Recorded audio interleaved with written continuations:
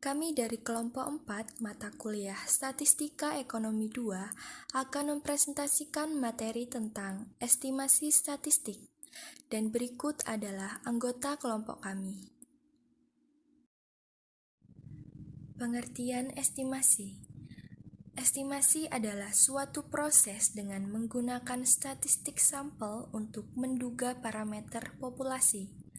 Proses estimasi adalah peristiwa yang dialami oleh setiap orang dalam kehidupan sehari-hari. Misalnya, saat menyeberang jalan dan melihat ada kendaraan yang akan lewat atau melintas, kita akan mengestimasi tentang kecepatan pengendara motor atau mobil, lebar jalan, dan kecepatan kita dalam membuat keputusan. Sifat-sifat estimasi. Estimasi yang baik adalah estimasi yang mendekati nilai parameter sebenarnya.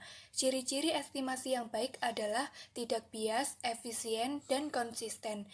Estimasi tidak bias. Estimasi titik dikatakan tidak bias jika di dalam sampel random yang berasal dari populasi, rata-rata, atau nilai harapan dari statistik sampel sama dengan parameter populasi. Berikut gambar yang menunjukkan estimasi yang bias dan tidak. Gambar A menunjukkan estimasi bersifat tidak bias karena nilai harapan sama dengan nilai parameter. Sedangkan gambar B menunjukkan estimasi yang bias karena nilai harapan tidak sama dengan nilai parameter. Jadi, apabila nilai estimasi semakin mendekati nilai parameter, maka estimasi semakin baik. Estimasi efisien. Estimasi yang efisien adalah estimasi yang tidak bias dan mempunyai varians yang paling kecil dari estimasi lainnya. Gambar tersebut menunjukkan ada dua estimasi yang tidak bias, misalnya X1 dan X2, di mana varians atau standar deviasi dari X1 lebih kecil dari X2, maka dapat disimpulkan estimasi X1 lebih baik dari estimasi X2. Estimasi dengan standar deviasi yang paling kecil adalah estimasi yang efisien. Estimasi konsisten. Estimasi yang konsisten adalah nilai estimasi yang semakin mendekati nilai yang sebenarnya dengan semakin bertambahnya jumlah sampel. Jadi, ukuran sampel yang semakin besar cenderung memberikan estimasi yang konsisten dibandingkan dengan ukuran sampel yang kecil.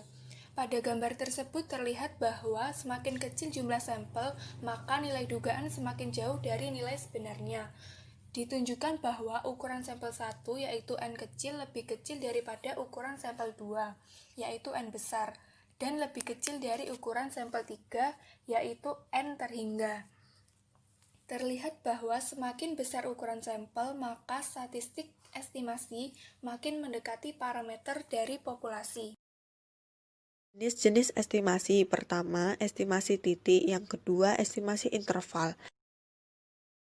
Titik estimasi merupakan salah satu cara untuk mengadakan estimasi terhadap parameter populasi yang tidak diketahui. Titik estimasi ialah nilai tunggal yang digunakan untuk mengadakan estimasi terhadap parameter populasi. Sebuah estimasi titik dari sebuah parameter Q adalah sesuatu angka tunggal yang dapat dianggap sebagai nilai yang masuk akal dari Q.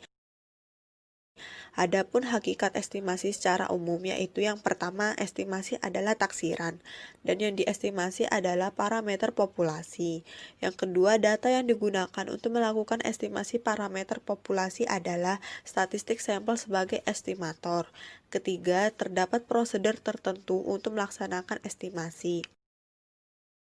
Metode penaksir titik. Metode penaksir titik sebuah parameter dapat ditempuh dengan menggunakan beberapa metode. Yang paling banyak digunakan dalam penentuan parameter titik yaitu yang pertama, metode momen. Metode momen diciptakan oleh Carl Pearson pada tahun 1800. Metode ini merupakan metode tertua dalam menentukan estimator titik. Yang kedua, metode kemungkinan maksimum atau likelihood. Metode yang terbaik untuk menentukan penaksir titik sebuah parameter adalah metode kemungkinan maksimum. Metode kemungkinan maksimum merupakan metode untuk memperoleh estimator titik dengan cara memaksimumkan fungsi kemungkinannya. Yang ketiga, estimator Bayes. Pendekatan Bayesian dalam statistik secara fundamental berbeda dengan pendekatan klasik moment dan likelihood. Meskipun demikian, beberapa aspek dari pendekatan tersebut dapat berguna pada beberapa pendekatan statistik yang lain.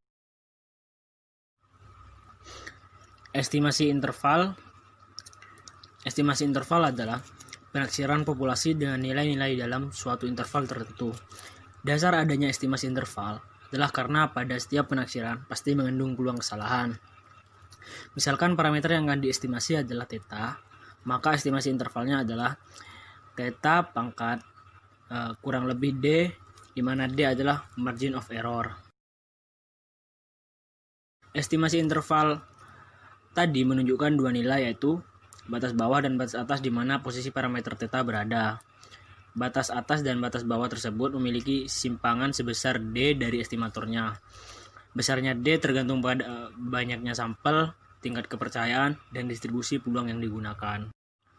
Jadi, sebelum melakukan estimasi, tingkat kepercayaan ditetapkan terlebih dahulu, yaitu sebesar 1 min alfa, sehingga peluangnya theta pangkat min D kurang dari theta pangkat plus D sama dengan 1 min alfa. A itu adalah tingkat signifikansi. Estimasi interval didasarkan pada suatu distribusi peluang. Biasanya yang digunakan adalah distribusi normal. Ya, contohnya seperti pada pada rumus tuh. Itu SA itu secant. Logikanya tuh gini.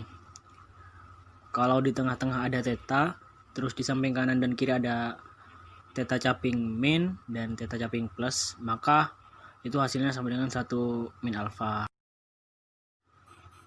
Selanjutnya adalah jenis-jenis estimasi interval. Jenis-jenis estimasi interval itu terbagi menjadi 6. Yang pertama, estimasi rata-rata sampel besar dengan N lebih dari 30 dan variannya alfa kuadrat. Yang kedua, estimasi rata-rata sampel besar dengan N lebih dari 30 dan varian alfa kuadrat. Yang ketiga adalah estimasi rata-rata sampel kecil dengan N kurang dari 30. Yang keempat, estimasi proporsi sampel besar dengan N lebih dari 30. Dan yang kelima adalah estimasi proporsi sampel kecil dengan N kurang dari 30. Dan yang terakhir adalah estimasi varian. Contoh estimasi titik. Perumnas yang merupakan perusahaan di Indonesia akan membangun perumahan di Parung Panjang Bogor. Untuk keperluan tersebut, diadakan survei tentang daya beli masyarakat. Berdasarkan analisis data, diketahui standar deviasi pendapatan masyarakat sebesar Rp240.000. Apabila diasumsikan bahwa toleransi kesalahan penarikan sebesar Rp50.000 dengan tingkat kepercayaan 99%, berapa sampel yang harus diambil oleh perusahaan? Jawab, rumus N sama dengan Z alpha per 2 dikali deviasi standar per E pangkat 2. Diketahui nilai Z sama dengan probabilitas sama dengan 0,4950 dikali 0,99 per 2 sama dengan 2,58. Jadi N sama dengan 2,58 dikali 240 per 50 pangkat 2 sama dengan 153. Berarti sampel yang harus diambil oleh perusahaan sebanyak 153 orang. Contoh estimasi interval. Contoh pertama yaitu, buatlah rumus umum untuk interval keyakinan sebesar 80% dan 90%. Apabila BPS merencanakan akan melakukan survei tingkat suku bunga bank di Indonesia setelah Bank Indonesia menaikkan suku bunga SBI sebanyak 25 basis poin dari 8,25 menjadi 8,50 pada bulan Mei 2008. Hasilnya, Rumus umum interval adalah S kurang ZS lebih kecil S lebih kecil ZS sama dengan C. Apabila C sama dengan 0,8, maka nilai Z dengan probabilitasnya adalah 0,8 dibagi 2 sama dengan 0,4000. Nilai Z yang berhubungan dengan probabilitas 0,4000 tidak ada yang sama persis, namun ada yang mendekati, yaitu 0,3997 dan 0,4015. Dari kedua angka yang lebih mendekati adalah 1,28, sehingga interval keyakinan menjadi S kurang 1,28 S lebih kecil P lebih kecil S ditambah 1,28 S. Untuk C ditambah 0,90, maka nilai Z yang sesuai adalah 0,90 dibagi 2 sama dengan 0,4500. Tidak ada yang nilainya sama persis dari 0,4500. Yang ada adalah hanya mendekati, yaitu 0,4495 dan 0,4505. Kedua angka tersebut sama-sama mendekati 0,4500 dan boleh dipilih salah satu. Apabila digunakan 0,4995, maka nilai Z sama dengan 1,64, sedangkan untuk 0,4505 adalah 1,6. Sehingga interval keyakinan 90% adalah S kurang 1,64 S lebih kecil P lebih kecil S ditambah 1,64 S. Contoh kedua yaitu penelitian dilakukan terhadap 16 sampel mahasiswa jurusan manajemen dari populasi sebanyak 100 mahasiswa untuk mengetahui rata-rata pengeluaran mereka dalam 1 bulan. Dari ke-16 mahasiswa tersebut didapat bahwa rata-rata pengeluaran per bulan adalah 500.000 dengan standar deviasi 100.000. Dengan interval keyakinan 95%, buatlah pendugaan interval pengeluaran rata-rata per bulan seluruh mahasiswa jurusan manajemen. Perhatikan hasil hitungannya di screen. Jadi kesimpulannya, dengan tingkat keyakinan 95%, maka interval pengeluaran 100 orang mahasiswa jurusan manajemen adalah antara Rp450.930 sampai dengan Rp549.070. Baiklah, sekian presentasi dari kelompok 4. Kurang lebihnya kami mohon maaf dan atas perhatiannya kami ucapkan terima kasih. Wassalamualaikum warahmatullahi wabarakatuh. Bagi teman-teman yang ingin bertanya, dipersilahkan.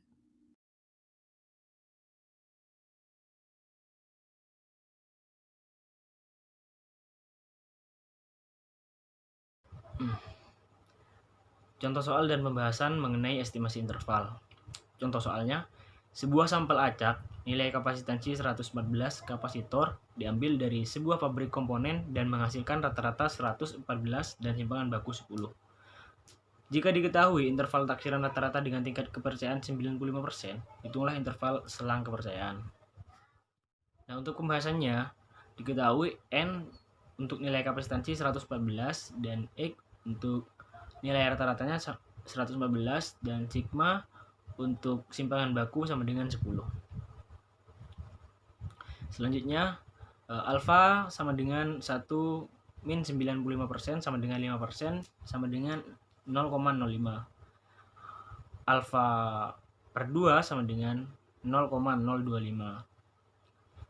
1 min alfa per 2 sama dengan 1 min 0,025 sama dengan 0,475. Dari penjumlahan tadi dapat ditemukan bahwa hasil dari Z 1 min alfa per 2 sama dengan 1,96. Itu jika dilihat dengan menggunakan tabel normal. Nah, untuk selanjutnya X dikurangi Z 1 min alfa per 2 dikalikan sigma per akar N kurang dari mu lebih dari mu X ditambah Z1 min alfa per 2 dikalikan sigma per akar N. X-nya 114 sama dengan Z1 min alfa sama dengan 1,96, sigmanya 10, terus akar N itu 144, untuk mu-nya tetap X-nya 114 ditambah Z1 min alfa itu sama dengan 1,96 dikalikan sigma per akar N dikalikan 10 per 100 akar 144. Nah, untuk selanjutnya sama dengan 114 dikurangi 1,63 kurang dari lebih dari mu 114 ditambah 163. Untuk hasilnya berarti 112,7. Untuk mu kurang dari dan lebih dari 115,63.